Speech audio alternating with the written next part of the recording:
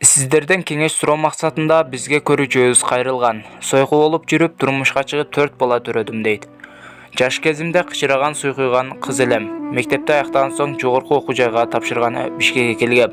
Ассаламу алейкум, урматтуу YouTube каналыбыздын көрүүчүлөрү. Подписаться деген кнопканы басып, жандагы коңгуроочону басып коюңуздар. Жана ошондой эле ушул видеороликке бир дана лайк басып, жана муну башка досторуңуздар менен бөлүшүп коюңуздар.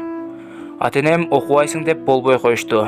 Мен да башкаларга окшоп окушум керек деп болбой шаарга келип алдым. Кафелерде официантка болуп иштеп, кичине кийим-кечеге акча топтоп алайын деп иштеп жүрдүм. Кафеге кычырап кийинген акчалар бар кыздар келишчү. Мен суктануу менен карап калчумун. Бир күнү кожоюнум кафеге көз салып тур деп тапшырып кеткен. Сен карап турчу, биз бир жумуштар менен эртең келебиз. Кечинде өзүң жаап кете бер деди. Кеткенден кийин тиги кыздар дагы келишти. Алар жүр, биз менен олтур десе, бат эле макул болуп олтуруп калдым. Көрсө алар түнкү көпүлөктөр экен. Эмне кыласың? Бул жакта жүр, жыргап биз менен иште деп сунуш киргизишти.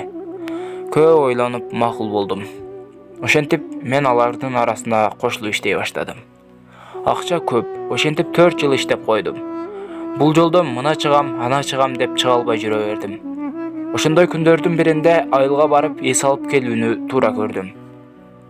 Барганда эле коңшу айылга ала качып кетти. Жолдошум мурун үйлөнүп кеттирген бала экен.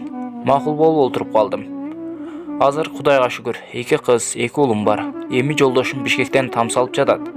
Ошол жакка барып жашайлы деп. Коркконум барып жашаса жашайлы. Кыздарым бой жетип деле калышты. Мурунку менин кардарларым жолдошума тааныш болуп калса кантем? Ошол жерде менин мурун мындай болчу деп ит кылбас эле болду дейм да. Ушу борборо там салып дегенден башта уйку жок. Азыркы жаш кыздарга айтар элем. Эч качан оңой жумуш менен акча таап, өзүңөрдүн тагдырыңарга балта чаппагыла. Суранам. Кыздар муну эч ким билбейт деген менен өзүңдү өзүң ичиңен мите курттай жеп өтөт экенсиң деп. Ал сиздерден кеңеш суроо максатында ушул өзүнүн башынан өткөн окуясын жазган.